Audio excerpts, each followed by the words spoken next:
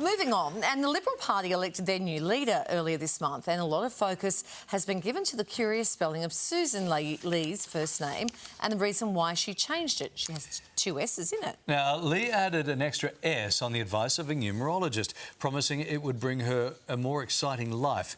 So what's the theory behind it, and just how many people are using numerology in their everyday lives? Sarah Yip is a numerologist, and she joins us live out of Queensland. Nice to see you, Sarah. In the case of Sussan's extra S, why would she have been told that extra letter might change her life? So thanks so much for having me.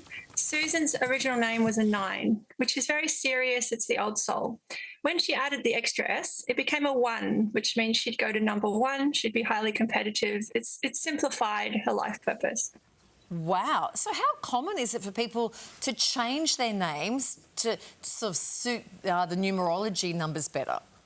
More common than you think. Yeah. A lot of people do it overseas. In Australia, it's probably a little, still budding, but people often come to me to check married name changes, business names, children's names. You'd be amazed, actually, how popular it is. And Sarah, are we to believe that you put an extra letter in your name and everything changes in your world? Only if you throw your full weight behind it. It's like a new car. If you don't drive it, you're still stuck in the garage.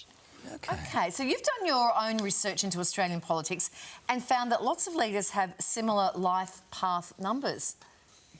That's right. So we had a huge glut of one life paths at one point. Almost everyone was a 1 and they really get it done, very action focused. But we've started to move towards the more quirky community service numbers.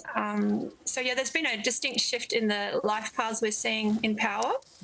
So when you say Sussan, S-U-S-A-N, was a 9, whereas Sussan with 2 S's in the middle of it is now a 1, how do you come up with that?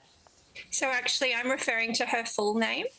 Oh, right. And you basically, there's a system where A is 1, B is 2, C is 3. It's really simple, goes up to 9 and repeats. Yeah. So you just sit down and you plot it out and you get a number, and that number's like a vibration, and you want to choose a vibration that gets you where you want to go and doesn't hold you back. Wow. So if you come up with like 18, then you add the 1 and the 8 together and that becomes a 9. Is that right? Is how it works? Yeah, that's as hard as it gets. Honestly, it's not like high school maths. This is like the fun stuff. And do we do our full name if we have middle names? Would we do our full name or just our first name and last name?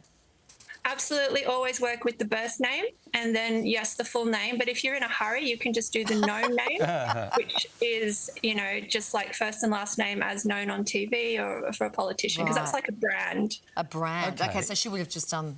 But is there anything specific about the letter itself, or could she have had a double N at the end instead of a double S in the middle? Does that matter?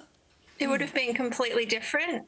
The S adds to 1, the N adds to 5. So, yeah, completely different colour, different trajectory. Those are all very nuanced things, and you'd be amazed at how big the industry is. It's not, like I said, it's not as big as in Australia, but I'm hoping to boost it. Yeah. Okay. You've had a bit of a play around with our charts, apparently. Yes. What are you thinking for Kylie?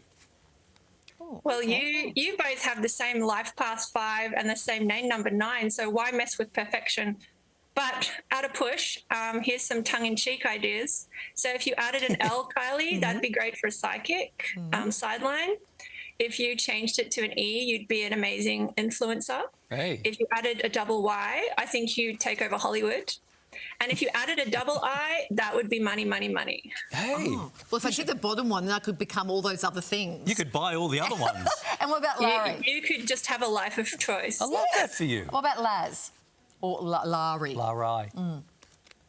I had a lot of fun with this one. So if you added an H, this would totally make you full rock star. We'd have to get out the guitar and the long hair. Yeah. Oh, if you added a there's a Y, slight you'd issue have... with that, but anyway. If you added a Y, you could be an energy healer, get out the crystals. If you change the spelling with an H and an I would see you be like leading spiritual retreats. And if you added a double A, I feel like you could be a politician or a mad scientist. Sarah? Yes.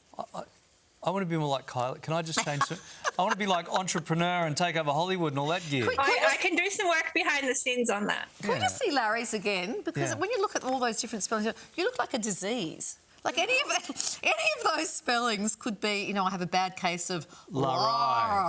Yeah. But you can get something for all of those at Chemist Warehouse. Hey, Sarah, fascinating stuff. Thank you so much. Super welcome. Thanks so much. And sorry, Really Sarah, before we say goodbye, what about you? You're just Sarah, Sarah. You were happy with your numbers? I was told to add a double R, but I actually like being bog standard. Because I'm a 6 foot Asian palm reader. I'm weird enough. I need to have some level of like accessibility.